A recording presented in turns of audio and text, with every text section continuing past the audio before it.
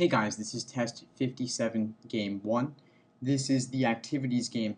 It's an ordering game. We know this because the student's performing the 6 activities 1 through 6 and only doing one at a time. So there must be an order in which these activities are performed. Now I've laid out a lot of rules here. I'm going to explain all of them. They tell us that G is immediately after H, giving us an HG box in that order. Then they say that K is before G, so K must be before H as well. So as such, K cannot be on either 5 or 6. G cannot be on either 1 or 2, and H cannot be first. Also, it turns out, H cannot be last either. Then they say to us that M's earlier than L, so I put down M before L, but that J and M have to touch. So J and M are going consecutively, although we don't know their order, and then L's coming after them. So neither M nor J can be on 6, and L cannot be on either 1 or 2, because L's got to have at least 2 things coming before it, J and M.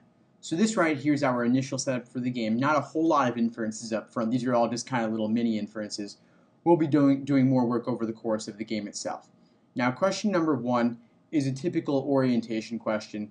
We just want to take one rule at a time and apply that rule to all 5 choices, looking for violations. So to start with, they tell us that K's got to go before both H and G, with H and G touching. Scanning through the choices there, A is good on that. B is not good on that because it has K coming after both G and H, so as such, B can be eliminated. Then we'll check through the others. K is before H and G and C. It's before H, G, and D, and before G in choice E, but not before H. So as such, choice E is bad as well because K wasn't before both H and G were not touching, of course. Now we can also use the rule that M is before L and scan through for violations there. And let's see, we got A remaining, M is before L there, that's good. Looking at choice C, M is after L, unacceptable, so C is gone. And then looking at D, we're good on that as well. We also know that J and M have to touch. And in choice A, they are not touching, so A is gone, leaving D by elimination for number 1. Next, number 2, what cannot be third? So looking at our main diagram here, unfortunately, we have not mapped any restrictions regarding what cannot be third. So we're going to have to run through the choices, looking for what cannot have 2 things before it and cannot have 3 things after. It's going to be something involving these boxes right here regarding where they could fit. So looking at G, could we have G on 3? Well, if we had G there, we would have H2K1, and then we could have J and ML on 4, 5, 6. So G on 3 is possible, and we'll eliminate A. Next, looking at B, H on 3. If we had H on 3, we'd have to have K before it on 1 and 2, G after it on 4.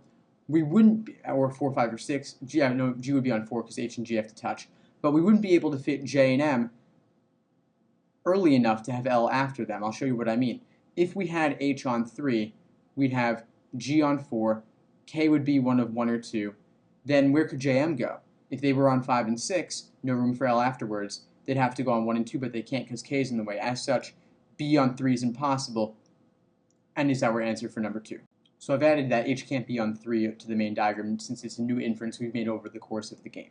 Now question number 3 is asking us a general cannot be true question. These are all regarding where a particular variable could appear.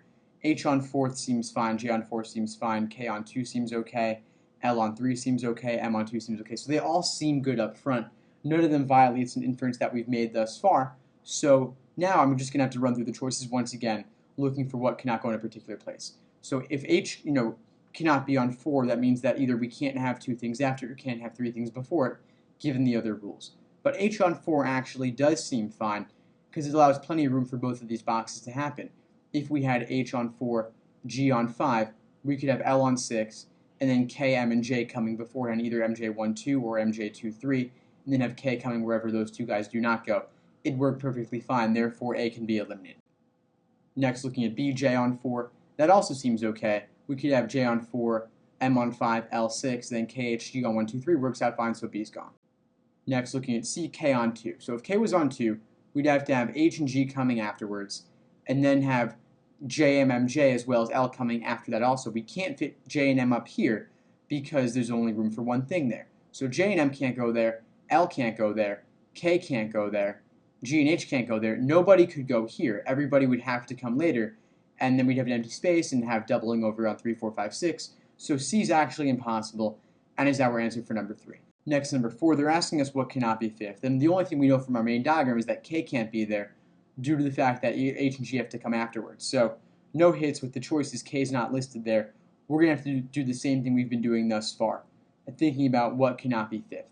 So scanning, looking at our rules here, we know that L, we didn't predict that initially, but if you think about what can't go on 5, if L is the variable coming after a box, it's coming after a box. So if L were on 5, what could come later than it if there's only one thing remaining, space number 6? H and G couldn't go there because we can only fit one of them and they have to be consecutive. J and M can't go there, and K can't go there. Therefore, L on 5 creates a major problem where nothing can go after it on 6. As such, D for question number 4 is our answer. L on 5 cannot happen. Finally, number 5, they're giving us a rule substitution question. So they're asking us which one of the following rules here would be equivalent to the rule that M has to go before L, meaning it would have an identical effect, would not be any more limiting, would not be any less limiting, would be identical to it. Now we know that, of course, M and J always have to touch, so we're actually looking for something that would work with that as well, leading us to the knowledge that L would go after both J and M, since J and M are essentially a unit.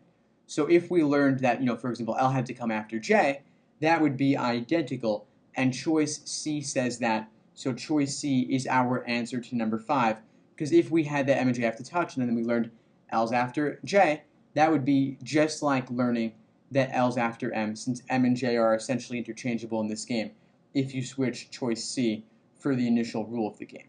Now, I'll talk about the other choices, though. A says L has to be one of the last 3 things. Would that necessarily put it after M, meaning after the MJ box?